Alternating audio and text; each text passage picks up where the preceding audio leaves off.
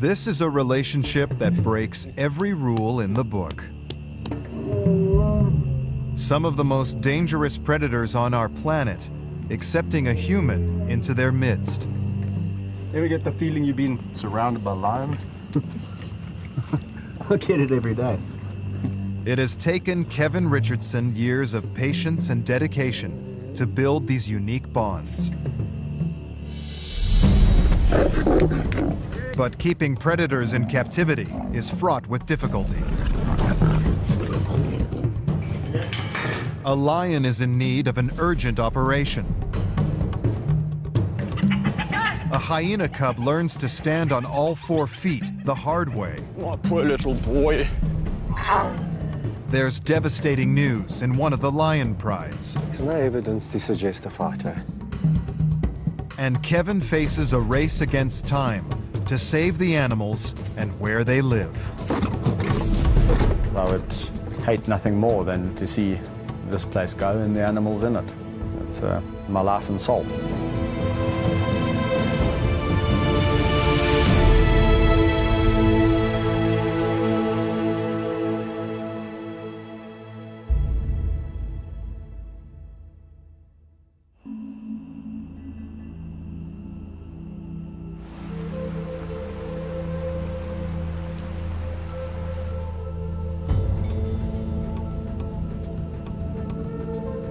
This is the kingdom of the white lion, a 700-hectare private wildlife sanctuary run by Kevin Richardson.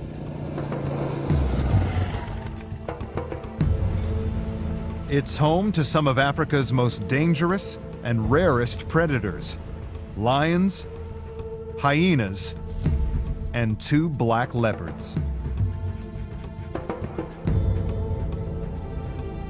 8 prides live here. And in the Big Kings, the largest pride of all, there's a lion that needs an urgent operation. Hello, Rafik. Come lie down here, my boy. Come lie down. 5-year-old Rafiki has spent his life with an ungainly saunter, and it's getting worse. He has an extra dew claw on both of his hind legs that shouldn't be there. They are a deformity and need to be amputated. Vet Jonathan Fish has been called out to remove them. I think you've seen it before. The dew claws? Yeah, but his ones are not as integral. They're not as attached. They're kind of like just hanging on by a thread of skin. Yeah, and when he walks around, it just flops around, you know. Dew claws are normally only found on the front legs of a lion, not the back. They act like thumbs and are used to hunt and hold down prey while lions eat. But Kevin is worried Rafiki's redundant dew claws could be accidentally torn off, with the risk of serious infection. And by removing them, he hopes it will help the ungainly lion to walk properly.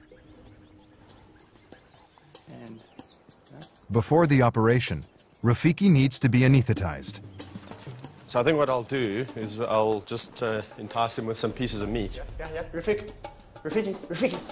Yeah. They use a pole syringe to inject him with the sedative. Yeah. I'm going to just time it. Leave you alone. Okay. Leave him alone. Let's go. Anesthetizing a lion is risky. The dose is difficult to judge.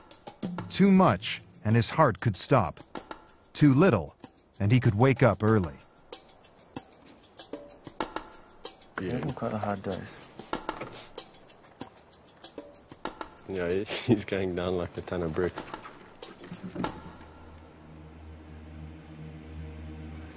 He's okay? Yeah.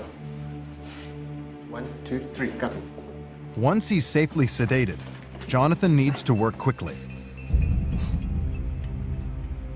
Right, so I'm going to cut through the skin first. There's some major blood vessels under there. Yeah, there's a big blood vessel that supplies the skin.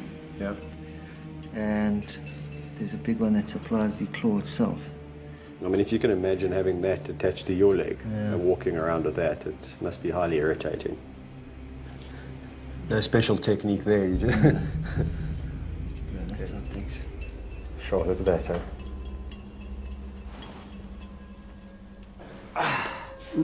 They check to make sure Rafiki's not showing any signs of the anesthetic wearing off. If he wakes up early, he could attack them. They remove the second claw and stitch the wound. The problem with the lions, yeah, their tongues are very, very rough, and that pulls stitches out quite easily. To avoid this, Jonathan uses internal stitches that he hopes will keep the wound closed while it heals. What a difference, eh? Look at that. There you go. Look like a normal lion, my boy. You're going to be so thankful. With the operation over, Rafiki is left to recover. Just get him comfortable. Yeah. They now need to make sure the wounds don't reopen and become infected.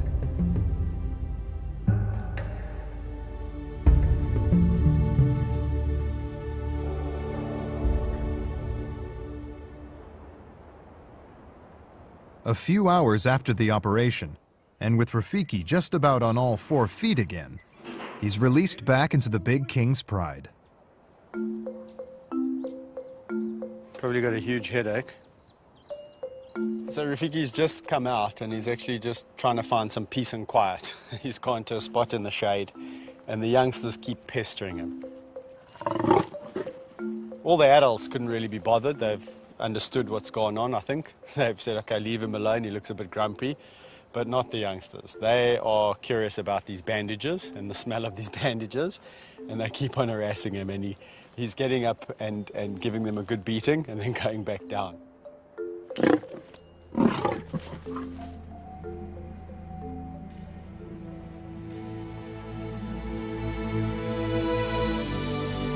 Kevin originally helped to set up the kingdom in 2005 for the production of a fictional movie following the story of a white lion.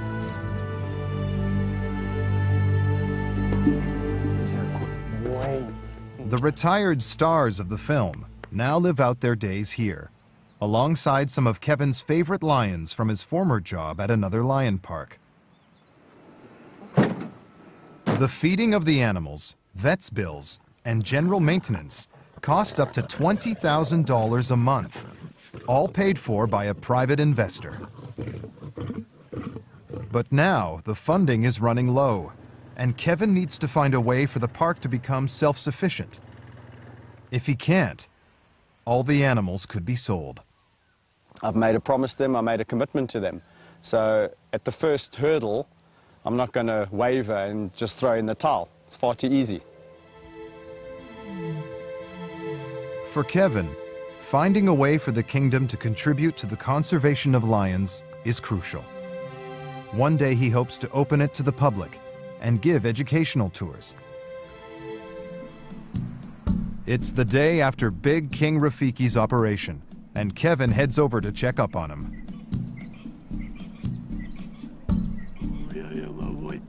The cubs have tried their best to pull off Rafiki's bandages, but with no luck. There we go. There we go. Now you can have some. Now they do need to be removed. Kevin has 2 choices. Put the lion through another risky anesthetic, Let's all flop on each other.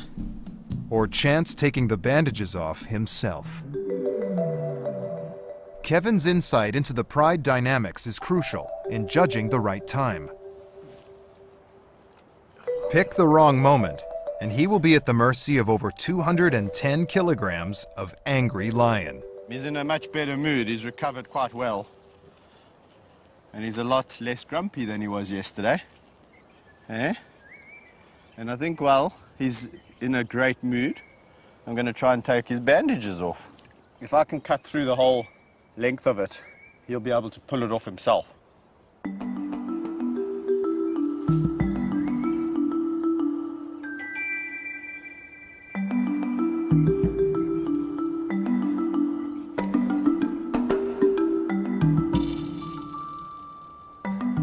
One of the really cool things about having a relationship with a lion is that if there's anything that you need to look at or inspect, it's quite easy to do it without having to put them under. I can look at a little wound, I can say, okay, well, that doesn't really need any treatment. I can try and get the bandages off his paw. Don't have to knock him out again. That flicking, I'm really irritated with you. Okay, got it.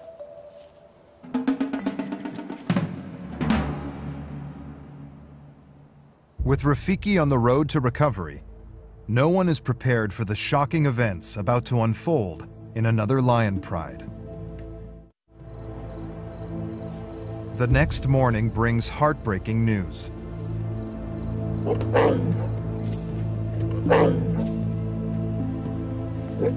Lion cub Vaetzi is alone and distressed in his enclosure. There's been a tragic discovery. The dead body of Vaetzi's best friend, Mfumu.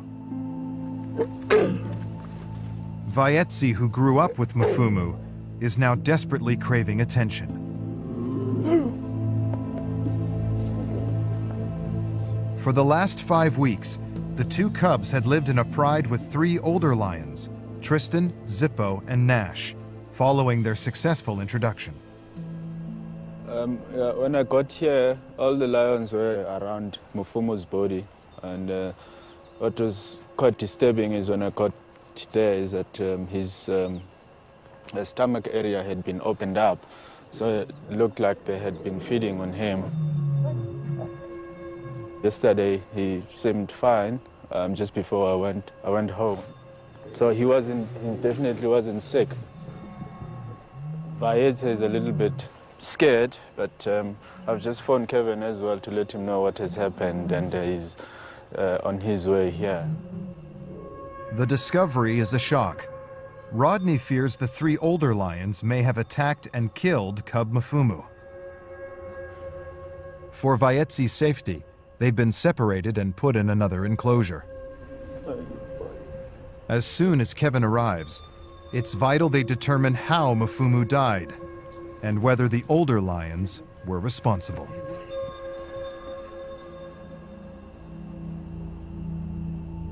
After hearing the terrible news of cub Mfumu's death, Kevin has rushed to the kingdom. He wants to know if there are any clues that may reveal if the cub was killed by the older lions, Tristan, Zippo, and Nash.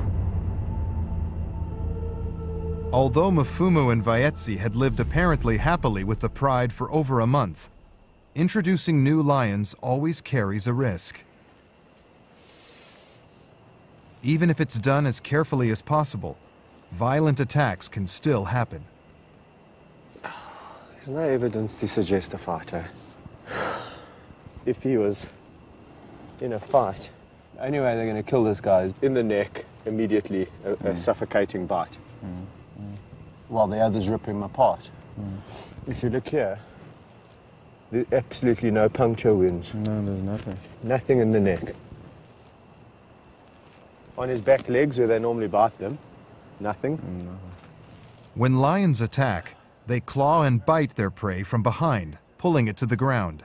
A suffocating bite then closes the victim's airways. On the neck, on the face, look at his face. His face is perfect. There's not even a mark on his face. And the other thing that's not adding up is that, you know, when I got the call, I immediately thought Vaetzi. Immediately thought Vaetzi's being killed. If it was an altercation with them. Because this guy was more confident, he was more sociable. Vaetzi was a little bit more skittish and a little bit more terrified, you know, and they obviously hone in on that kind of, you know. You know what I'm thinking? Tongue does look a bit swollen. I'm thinking puff adder. His tongue swells up, he can't breathe. The puff adder is a highly venomous snake. One bite on the throat could be enough to asphyxiate a young lion. And that's what Kevin believes happened to Mfumu. Don't even know what to say. I think what we need to do is maybe today just bury the body. No.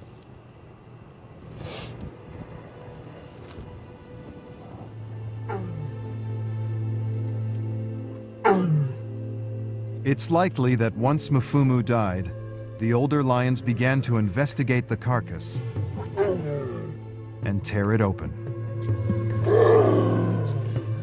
The truth be known is that it does happen. It happens in the wild, and it does happen in captivity too. But if an animal does die, sometimes, you know, they do tuck into it and they do start to consume it. And sometimes once their carcass opens up, they kind of like feeding instinct and frenzy takes over.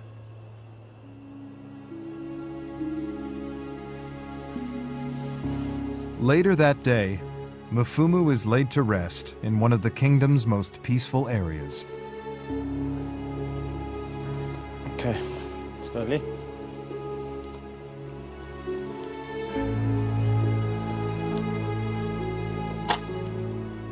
Kevin is now faced with a dilemma: what to do about the remaining cub, Vayetzi. As a precaution, for now he'll have to live on his own. We can kind of give him the attention that he kind of requires at the age that he is now, but ultimately he's going to grow up alone. So we need to seriously think about what to do next. And I don't have the answers at the moment.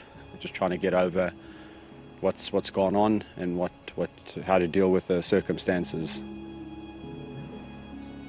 After seeing his fellow pride mates feeding on Mfumu's body, Vayetzi is now timid and scared.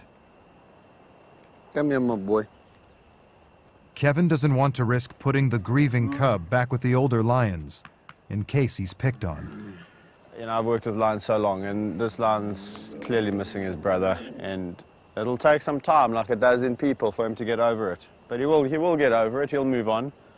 It just means that we're going to spend a lot more time with him and give him a lot more attention, especially during the next couple of weeks, you know, just while he's pining. You can hear him, it's a melancholy cry, and he's trying to call. He doesn't understand, you know, what's kind of going on. Shame, are you feeling lonely? Eh? What happened here? But in the long run, Kevin knows human company alone just isn't going to be enough.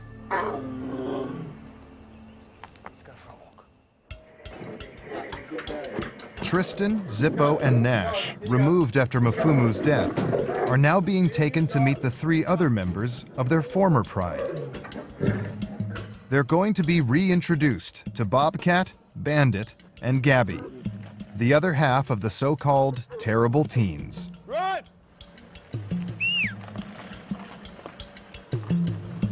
For the last 5 weeks, the 2 groups have been living apart. But they quickly recognize each other.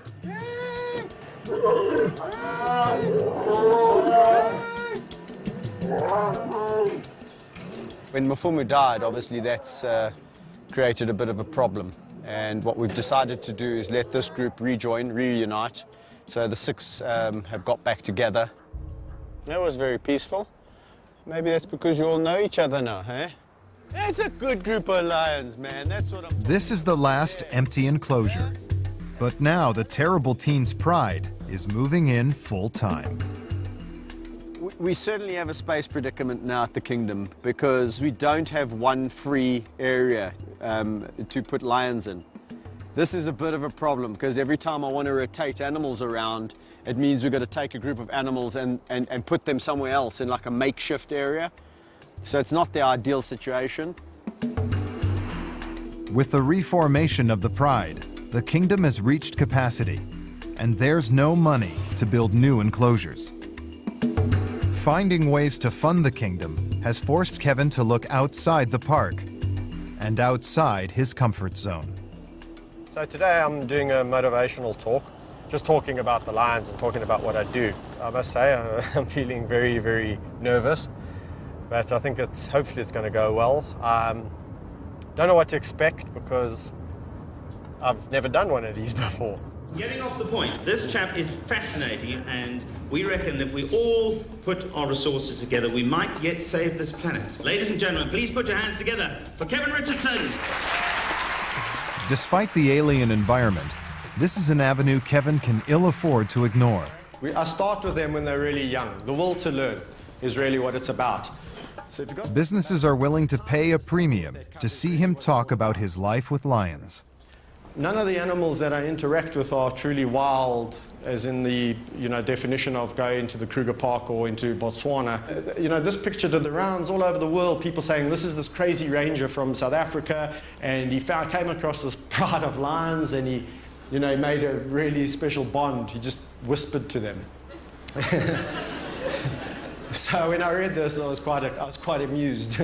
I thought, okay, well, and I was a bit worried. I thought, oh, geez, what's going on there? People are thinking these things which aren't true, really, about me. With this first public talk under his belt, Kevin is hoping that there will be more lucrative bookings in the pipeline. Back at the kingdom, Cub Vaetsi is still grieving for his best friend, Mfumu. With the lion's welfare at stake, Kevin decides there's only one solution.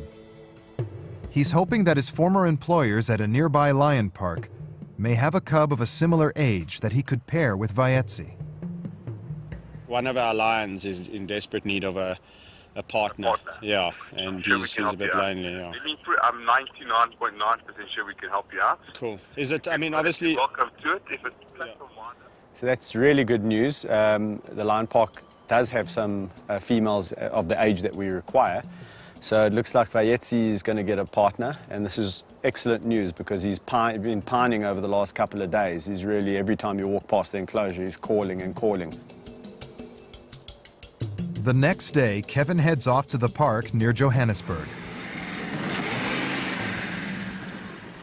Yeah, good, whoop. They're going to meet several hand-raised lion cubs under a year old. Kevin and Rodney feel confident that the cubs are still young enough to start building a relationship with them, and crucially, with Vaetsi. Hello, my sweetheart. Hey, are you coming to a new home? Are you coming to meet Vaetsi? They're looking for a female, likely to be more submissive around the traumatized male cub. You're quite a feisty bunch. Yeah, we're going to have to instill some discipline. There is one perfect year-old lioness, but she has a sister, and the park doesn't want them separated.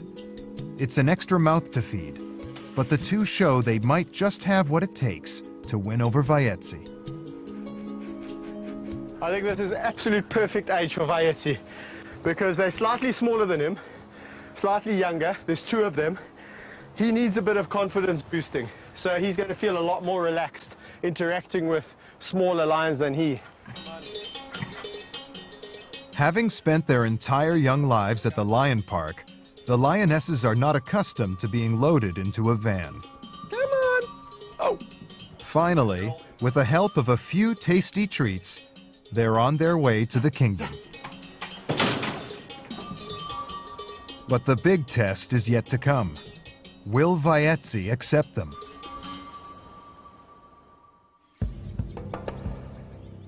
After the traumatic death of his best friend Mfumu, Vaetsi is about to meet two unfamiliar lionesses.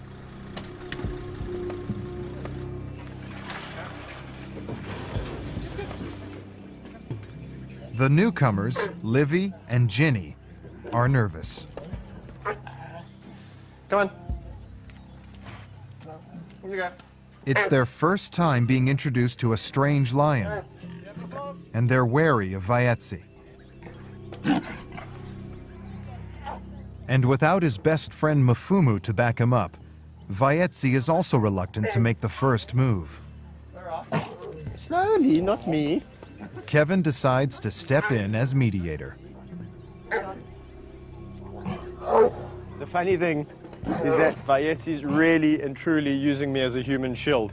Every time he comes to interact with these girls, funny enough, I'm in the middle. Hey? What I'm going to do is I think the lions must get to know each other and he must gain some confidence on his own. I'm going to just slowly separate myself out of here and let them mingle. And it's up to him to impress the ladies now. Yo! Because it's time for you to be a man, my son. Kevin patiently waits until everyone relaxes.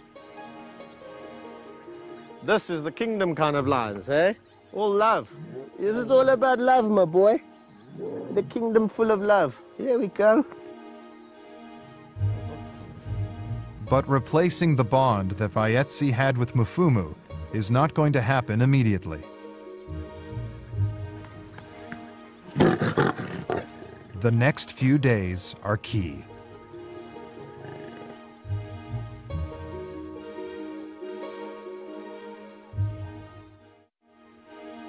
Over in the nursery, the young hyenas are also about to meet a new friend. Abandoned animals born at the kingdom are brought here to be socialized. 4-week-old cub Max was hand-raised after a deadly power struggle between the females in his clan ended in his siblings being killed. Hello, my boy. Max has been bottle-fed for the last month, and now Kevin and Rodney are introducing him to the other youngsters. Look here. It's important he learns to mix with other hyenas while he's still young. What's that? If he doesn't, he risks never being able to live in a clan. Listen, you guys, you better behave. Behave yourselves. Hold on. Today is the very first time that he'll be let free with the other excited cubs. Grab you here, give you a height advantage. It's a tense moment. Let's take that out the way. Even young hyenas can be highly aggressive when sorting out their hierarchy. Okay, slowly, slowly, slowly, slowly. It's just excitement, and they're all just trying to tell him, "Hey, this is me. I'm Woody. I'm the boss here." And then they're all taking turns and saying, "I'm Benza, and and they're trying to get in his box." Max is a male, and in this group we have predominantly females. So there might be a little bit of neck biting, and ooh, we're the dominant females. But I think it's going to go very well. I think Max will be quite fine. It's all very new for you, boy.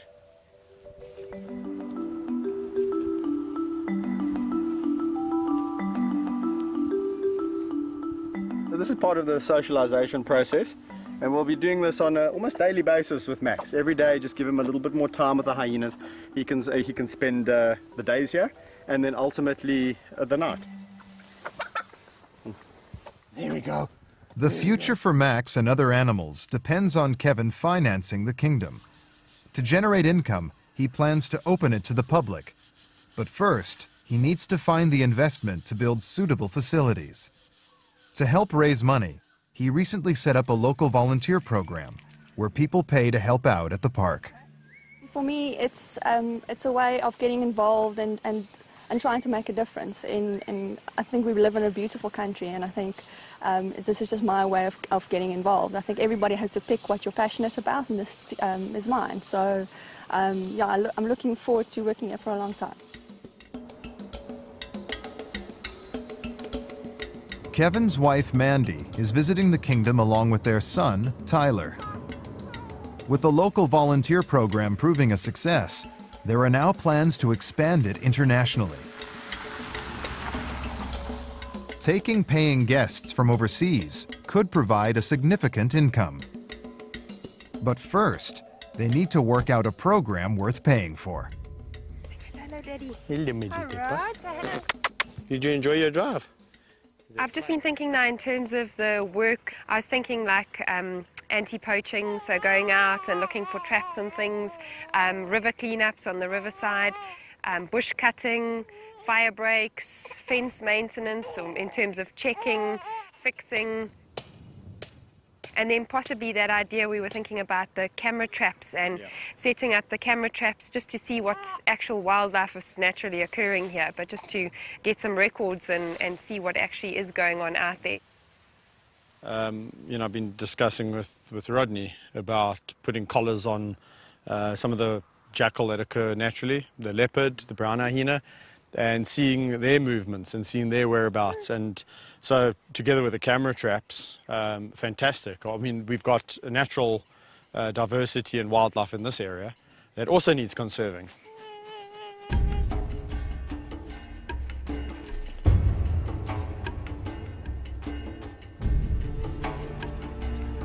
It's 2 weeks since Kevin introduced white lion Thor to lionesses Kusasa and Sabindi. He decided that Thor, having spent his life as a bachelor, needed some company of his own kind.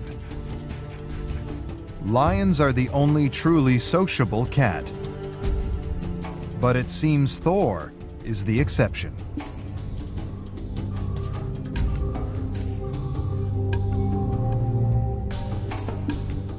Although the three have settled down peacefully enough, they continue to keep their distance.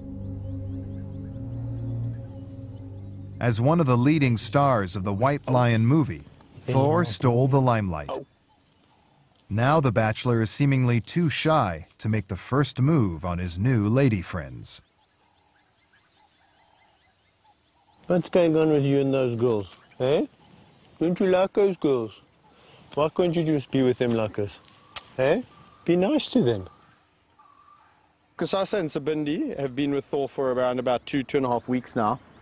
And it really hasn't gone as I expected. I expected a little bit of friction in the beginning, and then 2.5 weeks later I expected this happy pride lying under a tree. It's kind of weird because the females have settled nicely in the enclosure, and there's almost this easy indifference. They're quite happy to live side by side, but they don't come close to each other.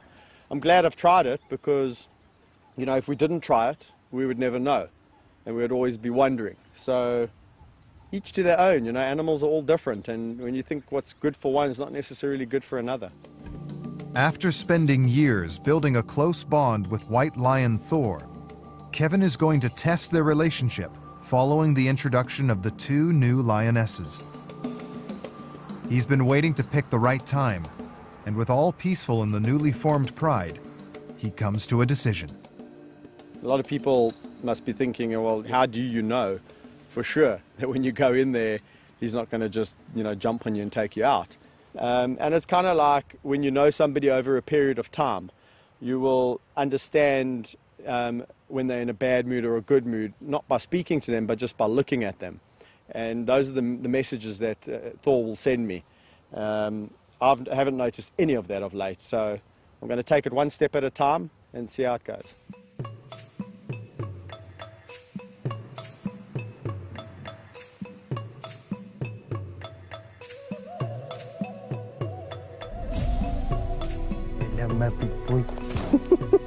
His instinct proves right. With everyone relaxed, Thor shows he still has a place in his new pride for Kevin. And in another pride, there's one more success story.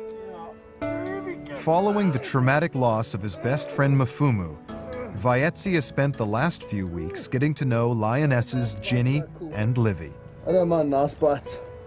Much to Kevin's relief, Vaetzi is no longer pining for his old friend. I've been attacked. I've been mauled.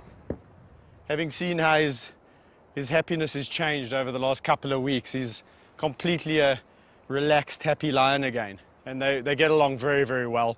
They all lie together, they're always licking each other.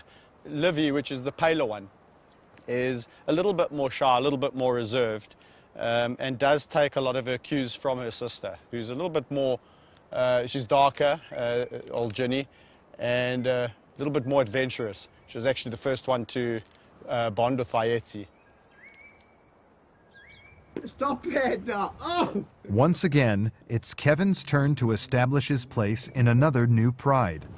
Forging new relationships now is key to being able to interact with these lions when they're older. No. Even though these two girls have been hand-raised, they're not used to people sitting and lying down with them. So when they see me on the ground, they see it as an opportunity to jump on my back or stalk me or go around or bite my top, which is not a behavior or a trait that I want to, you know, reward or enforce.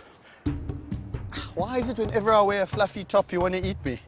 The three lions put Kevin through his paces. Stop it! It's vital for Kevin to weed out behaviors like this now. What may be playful to another lion is far more dangerous to a human. Stop it! What they don't realize is that I'm just a human, and I've got very thin skin. I'm not like Vayetzi where they can actually bite him physically quite hard. So every time they bite me, I'm trying to show them that I don't like that. Don't bite me hard. Ay, ay, ay. Don't bite hard. No. So things like lying down, teaching them not to unsheath their claws, all that kind of stuff has got to be instilled now. How do I do it? Just come in here, spend time with them. When they exhibit a trait that I don't like, I discipline them. Generally when it's in play and we're just sitting around and I'm tickling her and then she tries to bite me hard, just give her a gentle no. Hey, no. Her ears go back, she gets the message. And it's the most amazing, they learn very quickly. Those girls are naughty. And in fact, they're a lot more abusive than I am. I've seen lions this age in a pride get a hell of a smack from the old man because they're really getting on his nerves. Don't chew me. Don't sneak up behind me.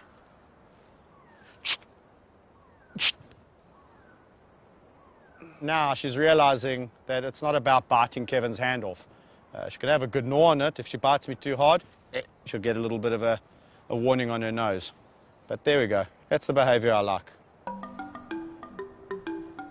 And it seems Vayetzi is not immune to Ginny and Livy's influence. The girl's feisty behavior is rubbing off. Stop that now. I'm going to work a little bit harder at trying to build relationships with these two and also trying to stop their naughty behaviors from creeping in. Because this guy's got very naughty in the last couple of weeks. Yes, you know you have. You have. You're a naughty lion.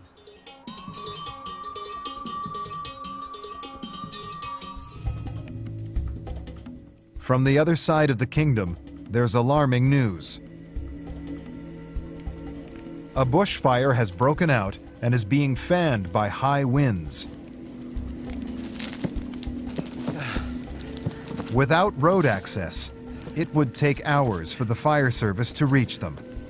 It's up to Kevin and his staff to try and contain it.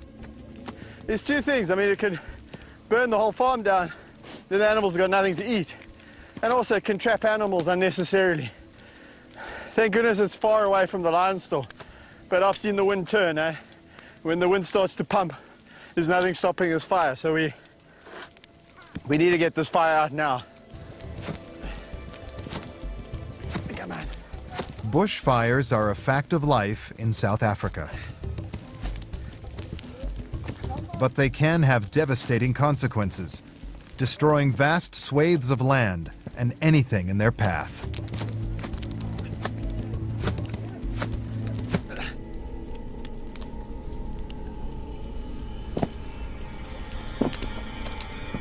A few hours later, the worst is over. Looks like we got it under control. Looks like we put it out. Only problem is I've seen this situation many times before, and when we all just go back and relax and talk about the incident, it flares back up again because the wind picks up. The wind's died down a bit, so at the moment we're looking good. But what we'll do is we'll just keep some boys around here with the beaters, just in case we have a little flare up. Put it under control again. With one crisis narrowly averted, Kevin heads back to the other side of the kingdom. Come, Maxie! Come, quickly, quickly! Max the hyena cub's big day has finally arrived. After surviving against all odds, he's now ready to join the nursery full-time. But Max's enthusiasm to join the new clan is exciting the others.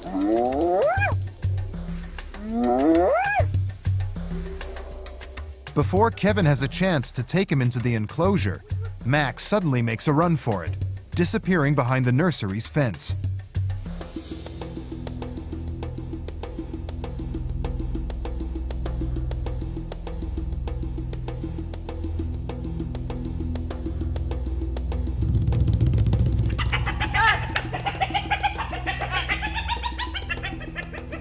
Did he bite him? Badly? Oh. Rod? Off! Okay, come, bring him here. Max's inquisitiveness ends in bloodshed. first aid kit. In his excitement to join the others in the nursery, newcomer hyena cub Max pushed his ear through the fence. One of the older dominant cubs retaliated and bit him hard. Maxie went around the back of the fence, and so I've got a little bit of a nick out of his ear, and it's bleeding a bit, but you'll live, my boy. Yeah, it's a big day for you. Shame, man. Look at that. You brave little fella. Looked worse than it was, eh?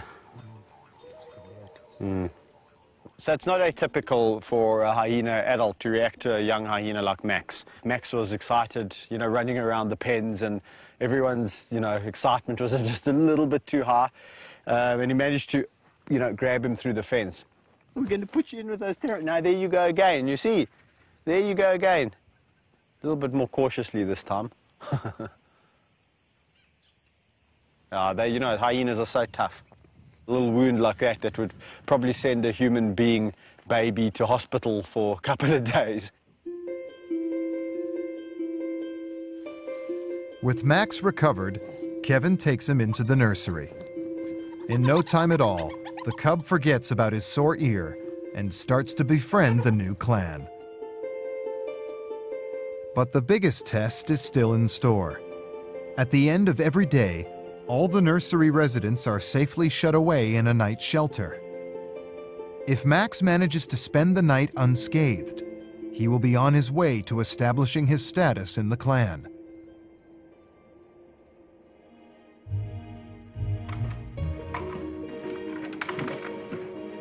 The following morning, it's a big moment as they wait to find out.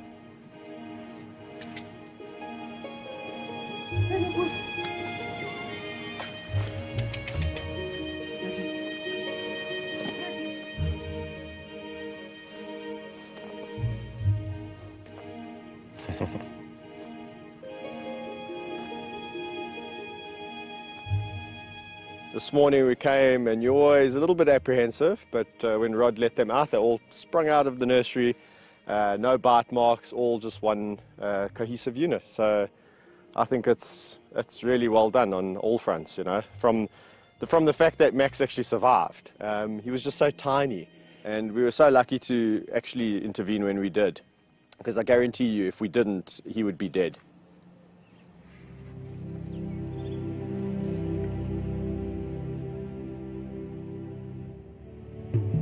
And there's more good news.